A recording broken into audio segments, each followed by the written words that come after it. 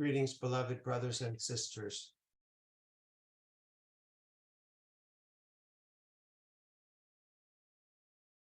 I have spoken about levels of abstraction that while you have a body,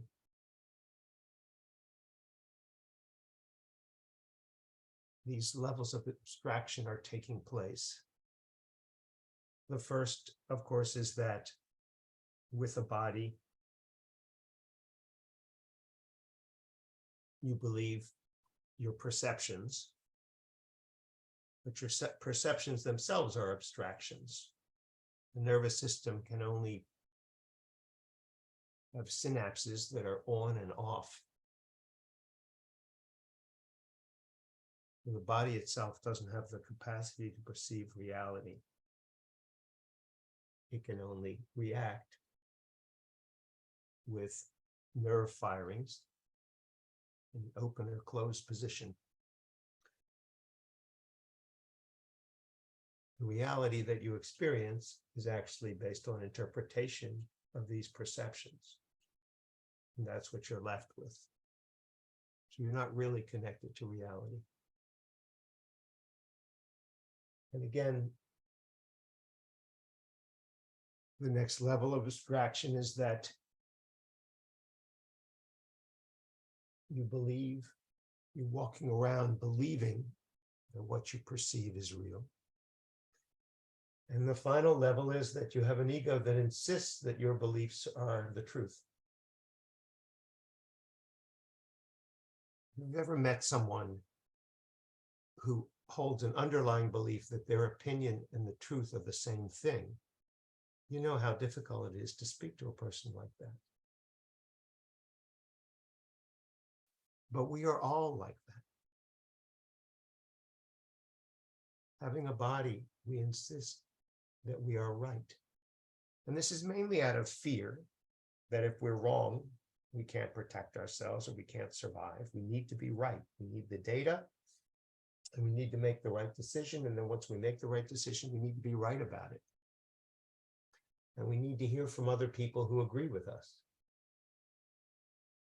And we'll be threatened by people who don't agree with us. And we'll need to attack them.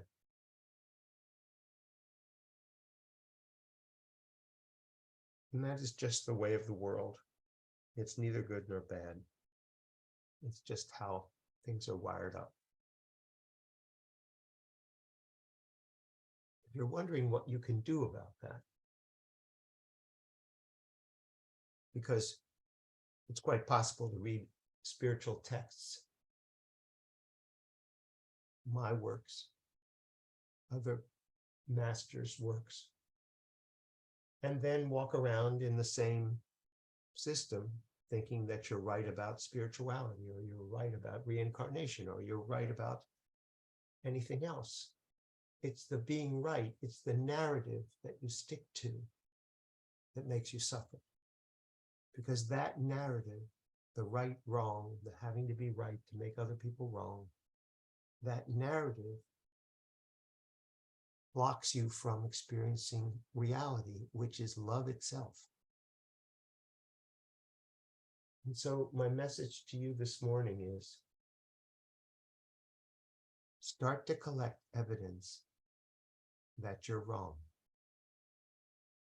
or that you may not be right. It is a wonderful relief and blessing if you can find out that what you thought was true isn't. Most of the things that you think are true are based on fear anyway. So when you give up a narrative, one in which you're right and someone else is wrong,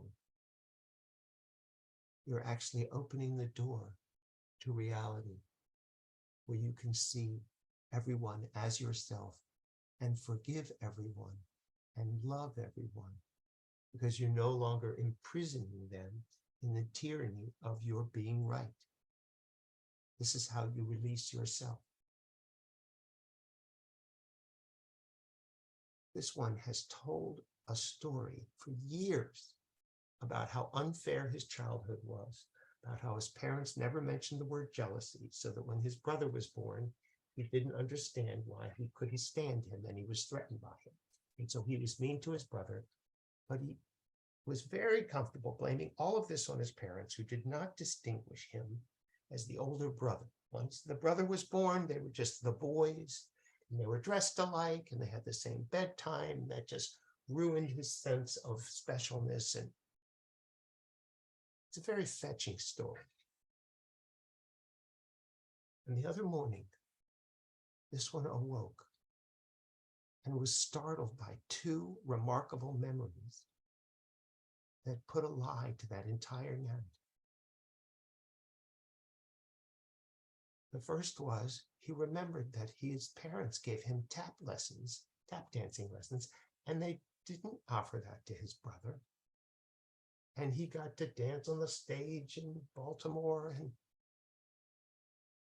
he was startled, like, wait a minute, that doesn't fit the narrative that my childhood was ruined by not being distinguished as the older brother. And then right after that, another one came in where he remembered that his parents let him go to Puerto Rico with some friends by himself without his brother. And he could feel this whole self-righteous narrative just crack open. Like, what have you been saying? And then there was this wonderful relief of not clinging any longer to the justification for why he could withhold love of his parents, of his brother, of anyone, because he was wronged. He was only wronged in the narrative. And his interpretation, which gathered a head of steam over the years,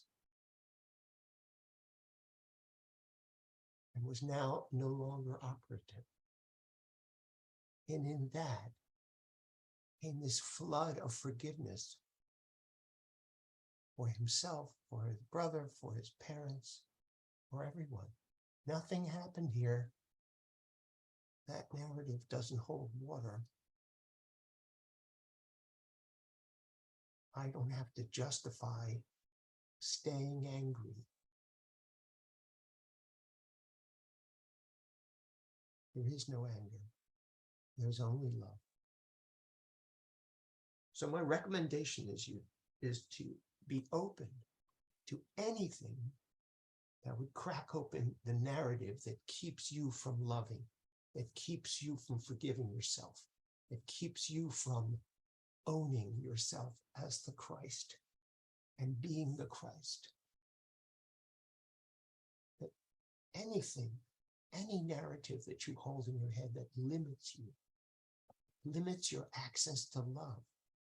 You can't be yourself once you hold this belief that something's wrong, or that you're a victim, or that things are unfair, or something outside of you is preventing you from whatever. Not true. But you won't see it unless you're open to be wrong.